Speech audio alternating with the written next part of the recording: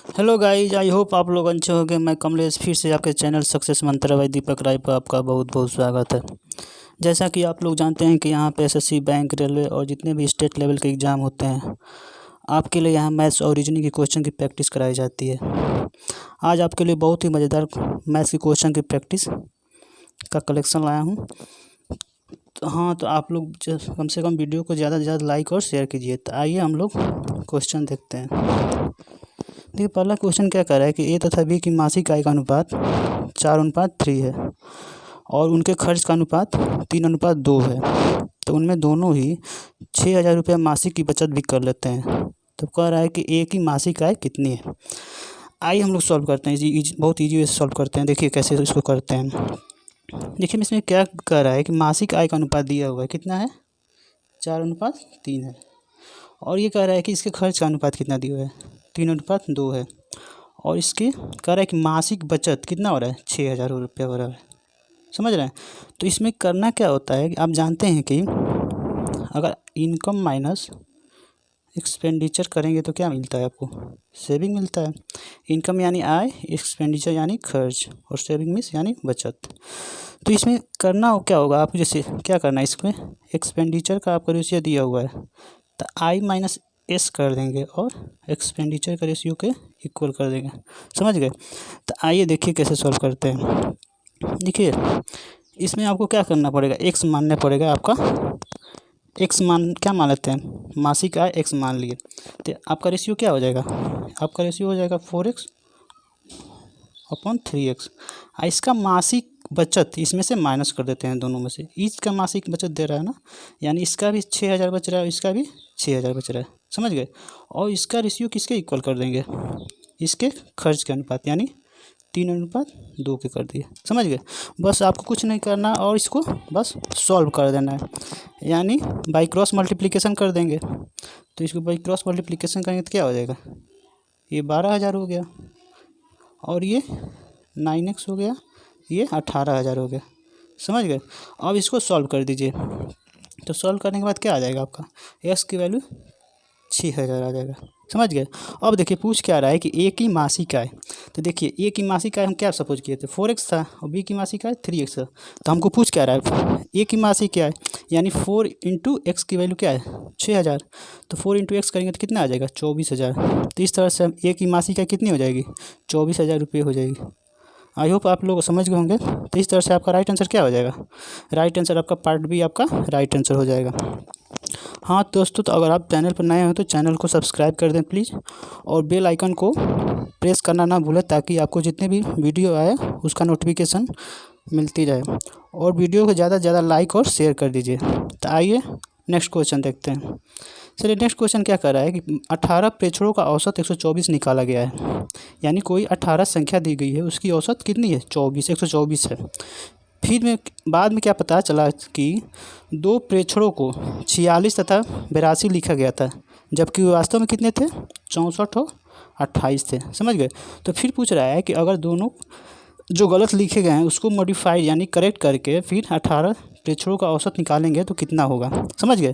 तो पहले सबसे संख्या क्या करेंगे, इसमें 18 प्रेक्षण दिया और 124 उसका औसत दिया है, यानी उसका सम निकाल देंगे, कितने नंबरों का सम कितना था, तो मल्टीप्लाई करना पड़ेगा आपको। यानी 124 में 18 से मल्टीप्लाई करेंगे तो कितना आ जाएगा, कितना हो जाएगा, 18×72, 18×2 36, 43 और 18×4 22, यानी आपका आ गया 2232। समझ गए।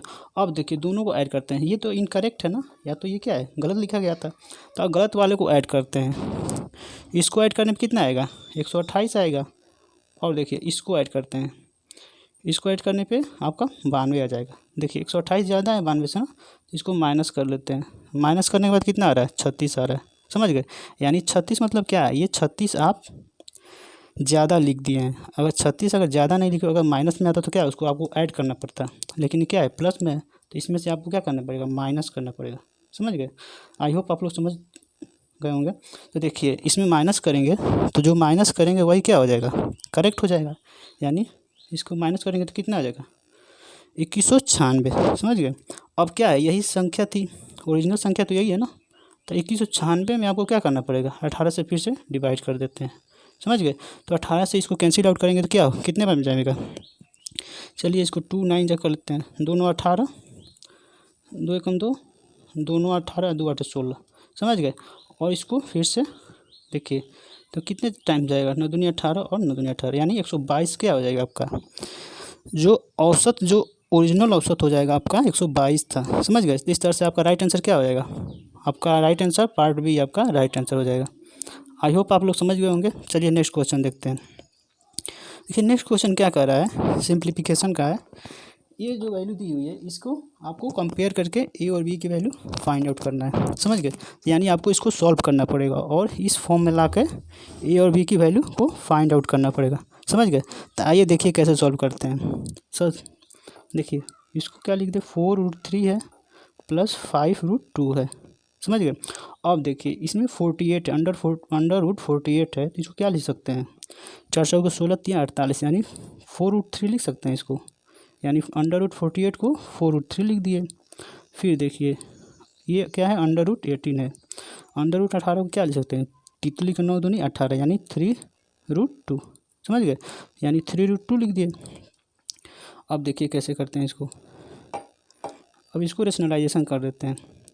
रेशनलाइजेशन मतलब क्या, ऊपर नीचे मल्टीप्लाई करेगा, इसका जस्ट साइन रिवर्स हो जाता है, समझ गए। तो देखिए इसमें करते हैं, इसको मल्टीप्लाई करते हैं यानी इसका मल्टीप्लाई करते हैं, यानी 4√3 माइनस 3√2, ऊपर नीचे इसको मल्टीप्लाई कर दिए माइनस 3√2। अब देखिए इसको मल्टीप्लाई करेंगे तो कितना आएगा, इसको मल्टीप्लाई करते हैं तो 4 को 16 3 48 हो गया। फिर इसको मल्टीप्लाई करते हैं, इसको और इसको, यानी 4 3 12 माइनस 12√6, समझ गए। और फिर इसको और इसको मल्टीप्लाई करते हैं, यानी कितना है, प्लस में हो जाएगा, 5 के 20 रूट क्या हो जाएगा, 5 के 20 और रूट कितना हो जाएगा, √6 हो जाएगा। अब देखिए इसको मल्टीप्लाई करते हैं, ये कितना हो जाएगा, 5 3 15 और यानी 30 हो जाएगा, समझ गए। अब इसको सिंप्लीफाई कर देते हैं। अब देखिए 48 में कितना करना है, -30 करना है, यानी 48 में 30 घटाएंगे तो कितना आ जाएगा, 18 आ जाएगा। और ये यहाँ कितना बचा, ये 20 में से 12 माइनस करेंगे तो कितना हो जाएगा, 8√6। अब नीचे देखिए a प्लस बी है और a माइनस बी है, तो इसका डायरेक्ट फॉर्मूला क्या होता है, a² माइनस b²। तो देखिए 4√3 को माइनस स्क्वायर करेंगे तो कितना आएगा, 48 आ जाएगा। और 3√2 को स्क्वायर करेंगे तो कितना आ जाएगा, 18 आ जाएगा, समझ गए। यानी 48 में से 18 माइनस करेंगे तो कितना आ जाएगा, 30 आ जाएगा, समझ गए। अब इसको क्या करना है, आपको सिंप्लीफाई करना है, समझ गए। यानी देखिए 18 प्लस 8√6/30, देखिए यही था ना, 18 प्लस 8√6/30। अब इसको सॉल्व करते हैं, इसको सॉल्व करेंगे तो कितना हो जाएगा, देखिए 2 कॉमन लेते हैं, 9 हो जाएगा, 4√6 हो जाएगा, यानी 30 डिवाइड हो जाएगा। तो ये देखिए 2 से 15 बार कैंसिल आउट हो गया। अब देखिए यानी 9, इसको क्या करते हैं, 9/15 क्या सकते हैं, 3 3 जा और 3 5 15 कर सकते हैं, और ये 4√6/15 कर सकते हैं। तो देखिए इसके इसी से कंपेयर कर लीजिए, देखिए ए की वैल्यू क्या है, 3/15 और बी की वैल्यू √6 है, √6 से मल्टीप्लाई है ना, बी इंटू √6, यानी बी क्या किससे मल्टीप्लाई है, इसको कंपेयर करके तो क्या हो जाएगा, 4/15, यानी 3/5 होगा यहाँ पे ना, 3/5 हो जाएगा और 4/15, समझ गए। तो इस तरह से आपका राइट आंसर क्या हो जाएगा, पार्ट डी आपका राइट आंसर हो जाएगा। आई होप आप लोग समझ गए होंगे। बस कुछ नहीं करना, इसमें सिंप्लीफाई करके जस्ट इससे कंपेयर कर देना है, समझ गए। तो देखिए आइए नेक्स्ट क्वेश्चन देखते हैं। नेक्स्ट क्वेश्चन क्या कर रहा है, देखिए कोई संख्या दी हुई है, ये 5⁻71 प्लस 5⁻72 प्लस 5⁻73, ये पूछ रहा है कि ये संख्या किससे विभाजित हो जाएगा। तो देखिए सबसे पहले इसमें कॉमन देखते हैं, ये 5⁻71 है, 5⁻72 है और ये 5⁻73 है, तीनों में कॉमन क्या है, 5⁻71, इसको बाहर निकाल लेते हैं, समझ गए। अब यहाँ क्या बचेगा, अगर 5⁻71 कॉमन ले ले तो कितना बचेगा, यहाँ पे 5 बचेगा, यहाँ 25 बचेगा, समझ गए। यहाँ 5 का क्यूब यानी 125, समझ गए। तो इस तरह से क्या हो जाएगा, इसको ऐड करेंगे तो 155 आपका क्या हो जाएगा, राइट आंसर हो जाएगा। यानी किसी भी संख्या से किसको मल्टीप्लाई करते हैं तो क्या हो जाएगा, देखिए 155 आ रहा है इसमें ना, यानी पार्ट सी में आपका क्या है 155 आ रहा है। यानी किसी भी संख्या से और कोई भी संख्या जैसे मानो x इंटू वाई है और ये x से क्या हो गया, ये 2 से डिविजिबल है x, तो क्या होगा अगर इसको मल्टीप्लाई करेंगे तो क्या होगा, x भी डिविजिबल होगा, y भी डिविजिबल होगा किससे, 2 से, यानी दोनों को मल्टीप्लाई करेंगे तो यही क्या हो गया, ये संख्या क्या होगा 155 से क्या हो जाएगा, डिविजिबल हो जाएगा, समझ गए, यानी विभाजित हो जाएगा। इसका राइट आंसर क्या हो जाएगा, पार्ट सी आपका राइट आंसर हो जाएगा। आई होप आप लोग समझ गए होंगे। आइए नेक्स्ट क्वेश्चन देखते हैं। चलिए नेक्स्ट क्वेश्चन क्या कह रहा है कि विक्रय मूल्य पर 20% की हानि उसके लागत मूल्य के कितने प्रतिशत हानि है। देखिए हम लोग क्या विक्रय मूल्य या लाभ निकालते हैं तो क्या होता है, किसी क्रय मूल्य पे निकालते हैं, यानी 20% क्या है हानि है, यानी 20% को हम क्या लिख सकते हैं 1/5 लिख सकते हैं। तो देखिए ये 5 की वैल्यू क्या है, आपको क्रय मूल्य नहीं दिया, इसमें कह रहा है कि विक्रय मूल्य यानी सेलिंग प्राइस दिया हुआ है। तो हानि कब होता है, जब क्रय मूल्य सेलिंग प्राइस है यानी विक्रय मूल्य से क्या होता है ज़्यादा होता है, तो यहाँ हानि हो रहा है। इसका मतलब क्या होगा, ये अगर विक्रय मूल्य 5 है तो क्रय मूल्य क्या होगा 6 होगा, क्यों एक की हानि हो रही ना, तो यहाँ सी पी क्या हो जाएगा आपका, यानी क्रय मूल्य क्या हो जाएगा 6 हो जाएगा। अब पूछ रहा है कि क्रय मूल्य पर अगर हानि निकालेंगे तो कितना प्रतिशत होगा, यानी 6 पे आपको क्या करना है हानि निकालना है, यानी लिख सकते हैं इसको हम 1/6 इंटू 100, समझ गए।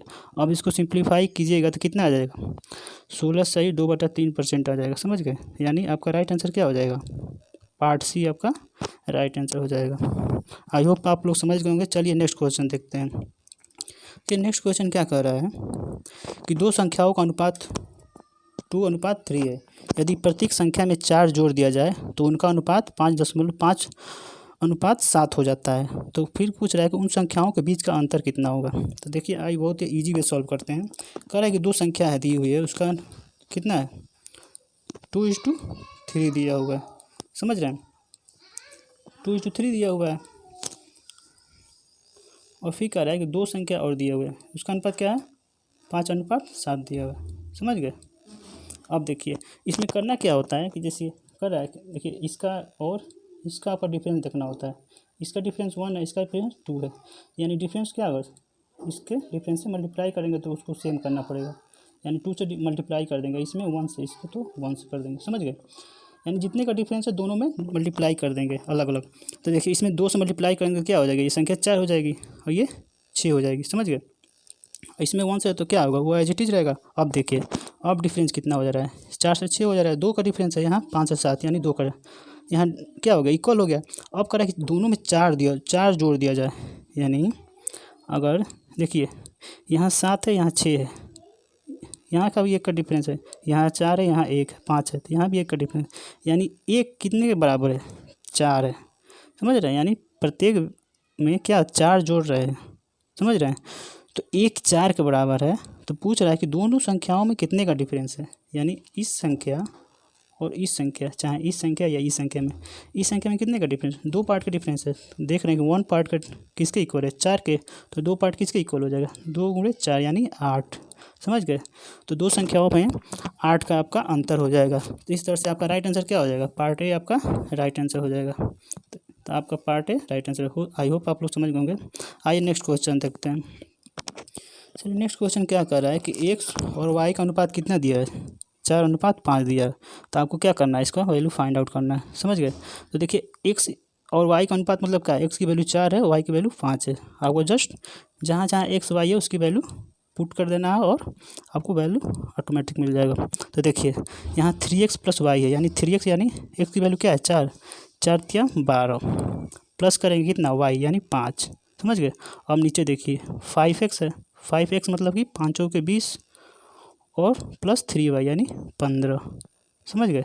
यानी इसको दोनों को ऐड करेंगे तो 17/35 आ जाएगा, समझ गए। तो इस तरह से आपका राइट आंसर क्या हो जाएगा, पार्ट सी आपका राइट आंसर हो जाएगा। चलिए नेक्स्ट क्वेश्चन देखते हैं। नेक्स्ट क्वेश्चन क्या कह रहा है कि एक संख्या के आदमी एक कार्य 30 दिनों में पूरा कर लेते हैं, यदि वहाँ 6 आदमी और मिल जाए तो वही कार्य पहले से 10 दिन कम में पूरा हो जाएगा। तो वही पूछ रहा है कि एक्स की संख्या कितनी थी, समझ गए। तो आप जानते हैं कि टोटल वर्क निकालने के लिए क्या करते हैं, मैन इंटू डे, यानी आदमी और जितनी उतना दिन लगाया उसको मल्टीप्लाई कर देते हैं, यानी टोटल वर्क पहले क्या होगा 100 × 30 हो जाएगा।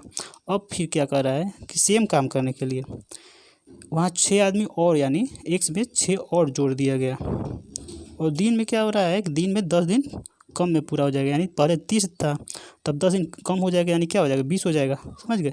यानी दोनों को क्या करना है, बस सॉल्व कर देना, एक्स की वैल्यू फाइंड आउट हो जाएगी। अब देखिए इसको मल्टीप्लाई करते हैं तो 20x यानी 20x हो जाएगा, ये 120 हो गया, समझ गए।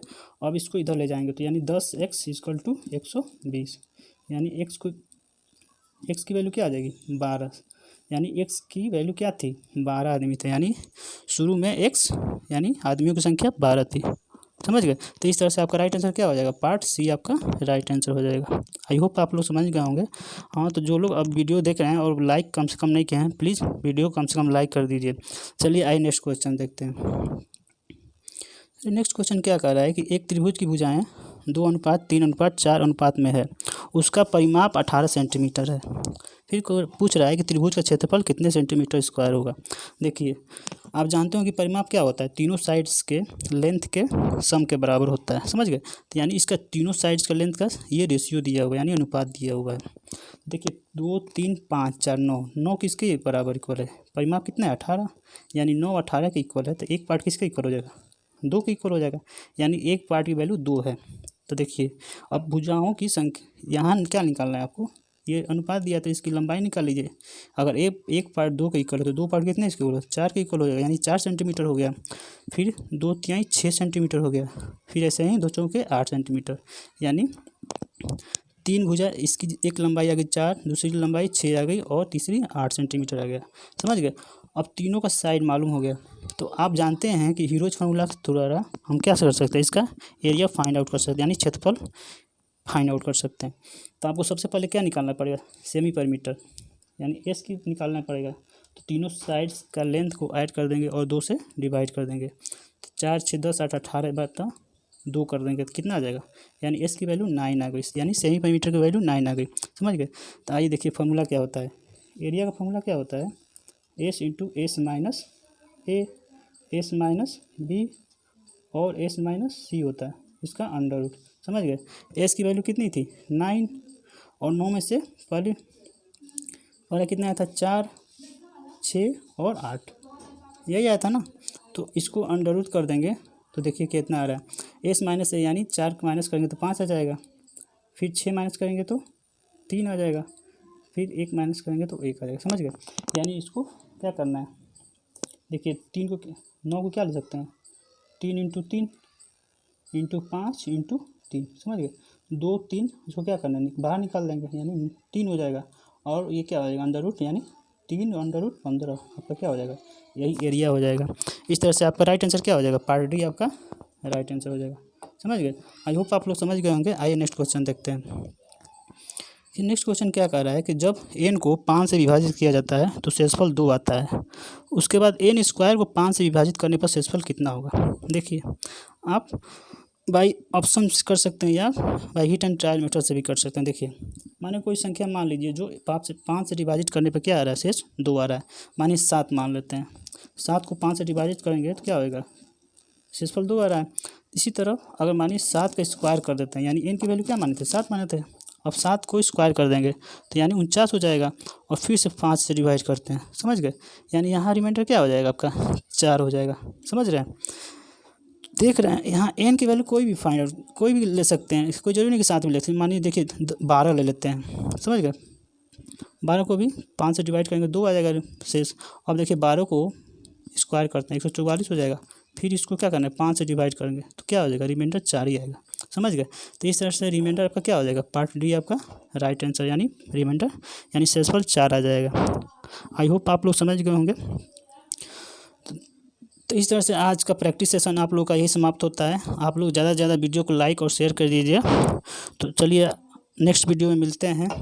Thank you, take care.